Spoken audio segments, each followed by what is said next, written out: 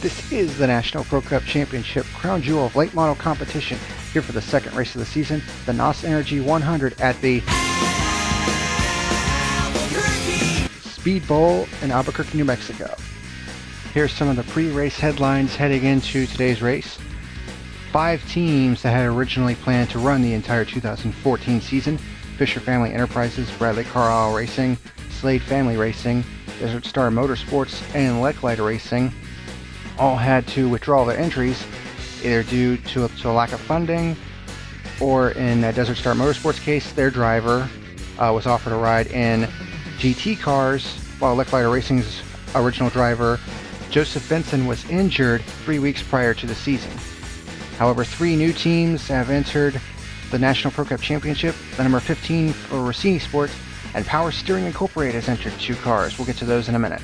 Pepsi Max, proud sponsor of the pole award given to the fastest qualifier at each National Pro Cup Championship event. And starting on the pole today is the number 64 of Al Mishusima of the Messina Motorsports team. Starting on her outside is the number 28 of John Quackenbush, who powers around Mishusima in turn 2 to take over the lead, and whoa, she gets a little bit loose there. In practice for this race, a lot of drivers are saying that the bottom line is not the preferred line around this track. The high line seems to be the better suited line to pass, as Parker Whitten demonstrates in turn 2. The first caution of the day comes out on lap number 2. Nate Patrick goes into turn 1 a little too hard, gets into the back of the 16, which is driven by Star Banner, one of the PSI entries I mentioned, and into the 15 of Gianni Corelli, the Rossini Sport entry. Not exactly the start to their season that they were hoping for. As we go on board with Nate Patrick, as you can see, he gets into turn 1 a little too hard, gets into the right rear of the 16, which sends them into the 15 and sends all 3 of them out of control. All 3 would continue on though. Quackenbush leads on the restart with Mishusima right behind him in second and Parker Whitten in third. This is actually Quackenbush's first ever start on an oval, so he's impressing early on. Here's one of the Power Steering Incorporated entries. This is the number 24 of Valerie Forge, driving the Patriot Cola Lycoya. Her and Star Banner are 2 up-and-coming female drivers from the late model ranks. And from the looks, whoa, as Parker Whitten gets into the back of the 64 and gets around her for the second position. But Power Steering Incorporated expanding its developmental program into the National Pro Cup Championships. Nice to see them joining the ranks. Joseph Michaels in the Olympic Racing number 8, SAR, having some trouble early on. Transmission troubles on the 8 car. He will be able to return to the race though.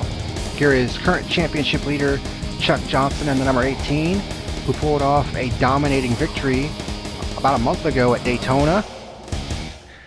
Currently running back in the 13th position right now, so according to sources related to the team, they don't expect Johnson to be that strong on ovals, but they expect him to be good on road courses.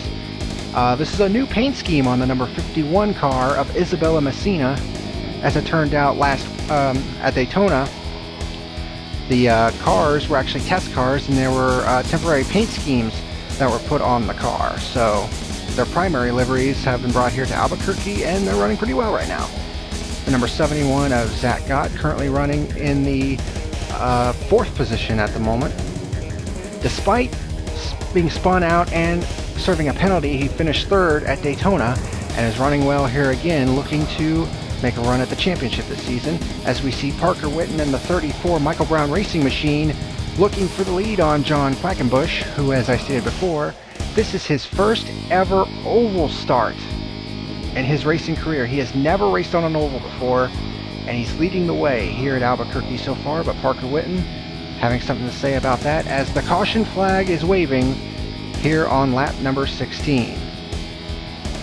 The 08 of Ray Takita gets into the wall, comes off, gets into the 60, and the 18 of Chuck Johnson, the points leader, is involved in this as well.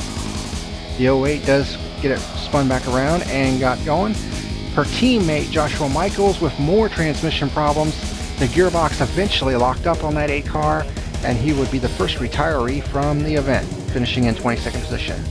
Under this caution, the 2 of Vinny LaBouffe gets into the back of the 90, sending both LaBouffe and the 90 into the wall, and the 15 getting collected as well.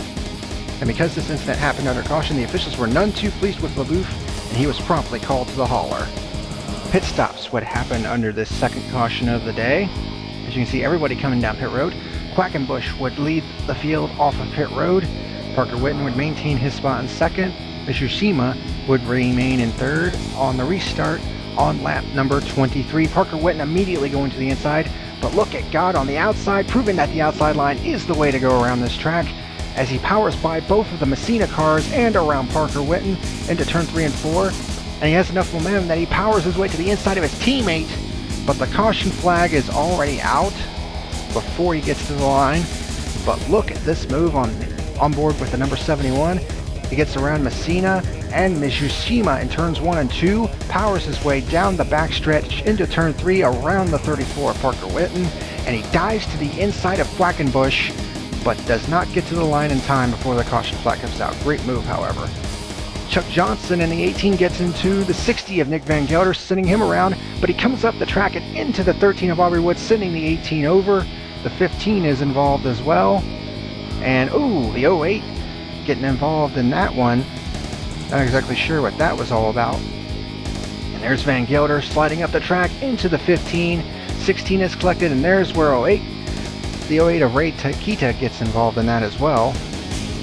The 60 would continue on, however, but the 08 of Ray Takita and the 18 of Chuck Johnson would both drop out of the race as a result of this incident. A tough break for Chuck Johnson, coming in as the points leader. And Quackenbush, under this caution, has to pit for a flat tire from the lead of the race. Tough break for Quackenbush, his first ever oval start, and a flat tire will take him out of the running here today. That would leave Zach Gott, his teammate, in the lead of the race. Aubrey Wood had to pit for repairs, and she's now a lap down. Parker Whitten remains in second. And whoa, the 58 of Sean Sanchez nearly gets turned there in turns 1 and 2. He comes back up onto the track and hits the side of the 16 of Star Banner in the Power Steering Incorporated machine. See what happened here. Oh, he gets turned by the 99 of Roy Warren going into turn 1. He comes back up the track and into the 16 of Star Banner. Very fortunate that was not a bigger incident than what it was. Roy Warren would be issued a warning by the officials for his aggressive driving. Caution number 4 would come out on lap number 34 as Quackenbush gets into the back of Vinny LaBouffe going into turn 1, which sends him into the 60 of Nick Van Gelder, taking them and the 15 of Gianni Corelli up into the wall, and Corelli goes over once, comes back down on top of the 60. So that's 2 incidents that Van Gelder's been involved in, as well as Corelli. All 3 cars would continue on. Pit stops would happen under this caution as well. Gott would come out as the leader, but look who comes out in second place, the 51 of Isabella Messina and the Messina Motorsports machine. A great pit stop by her and the 64 team as well.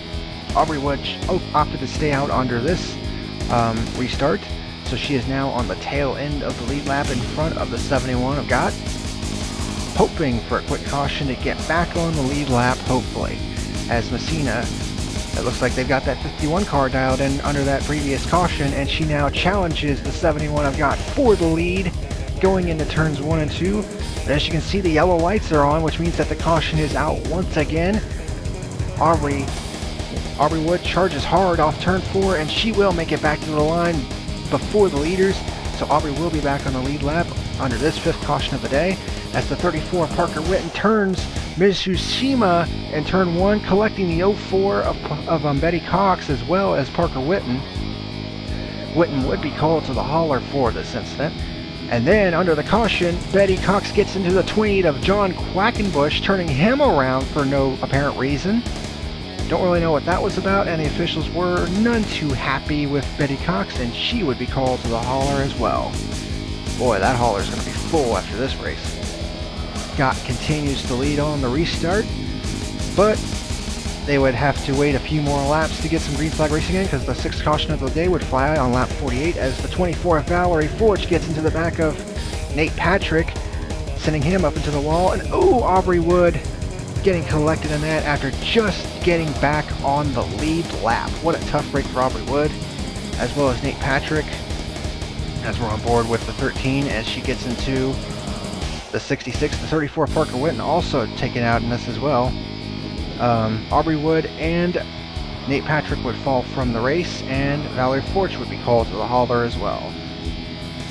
At the halfway point, Gott is still the race leader, and he would lead on the restart with Isabella Messina at second. And now running in third is Sean Johnson, the pole sitter from Daytona, currently running in third. And there's Eric Drakerider in the number 1 Saint Amazing Autosport machine, currently running in fourth. The 7th caution of the day would fly on lap number 55 as the 24 gets into the back of the 02, as the 90 gets into the back of the 24. All three go into the wall in turns 3 and 4. Betty Cox gets involved in that one as well.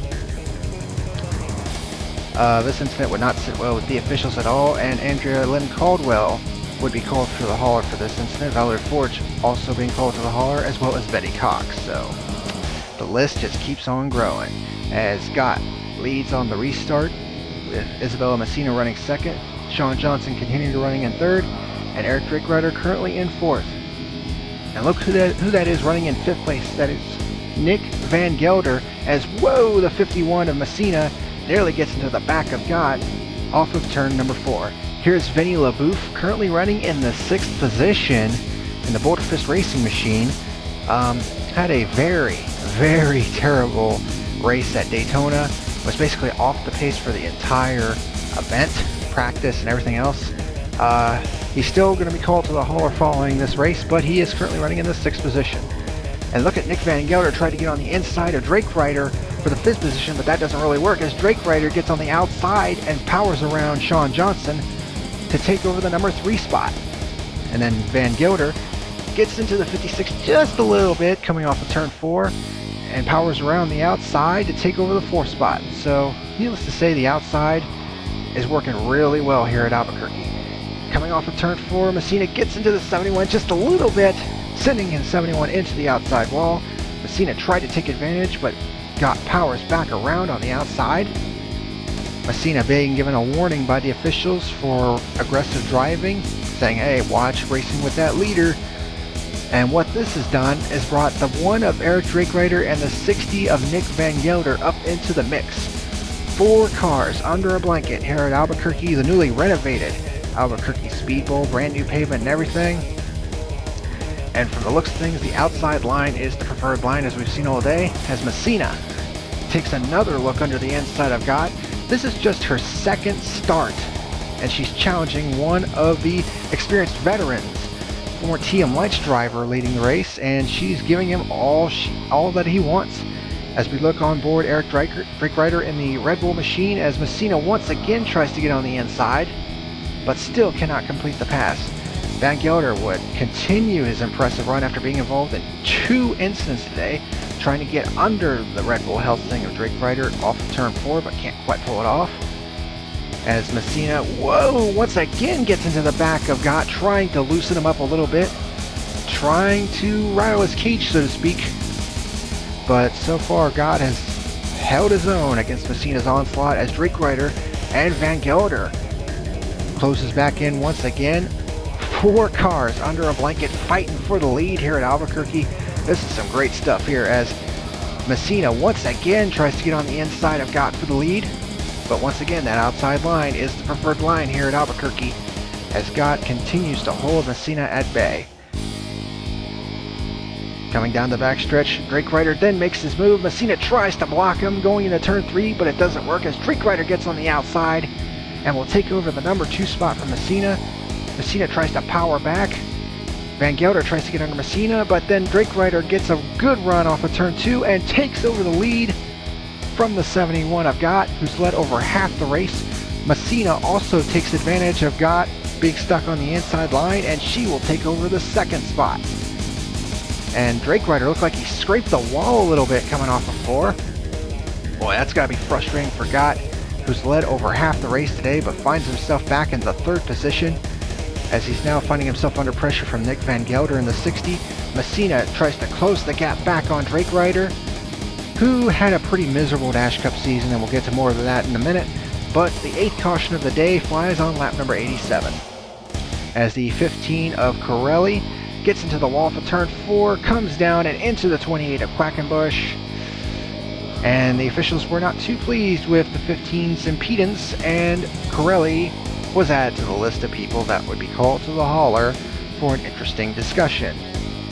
Eric Drakeryder leads on the restart inside of 10 laps to go. His 2013 Dash Cup campaign was a dumpster fire, to say the least, and he was pretty disenchanted with Dash Cup racing as, whoa, the 71 gets turned by the 60.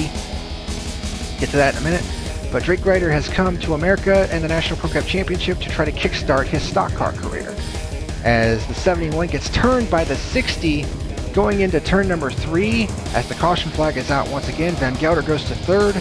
Gott manages to hold on to it and stay in the 4th position, as the 9th and final caution of the day came out on lap number 93. As the 64 gets into the 58 of Sean Sanchez, the 64 drifts up into the 30, I believe the 34, the 90, and the 16 are involved in this as well, as the 02, boy, a massive melee in turns 3 and 4, as Mitsushima gets into Sanchez, Parker Witten's involved, the 16 of Star Banner is involved, on board Quackenbush as he makes it through. And here's Star Banner in the Power Steering Incorporated machine. Nowhere for her to go. She gets hit by the 90 and the 04. Star Banner would be the final retiree from the race. And Mitsushima, the 7th driver, called to the hauler following this incident. And there would be enough time for a one-lap shootout as Drakeryder takes the green and the white together. And oh, by the way, Nick Van Gelder was given a warning for the incident with Gott, almost turning him into the inside wall.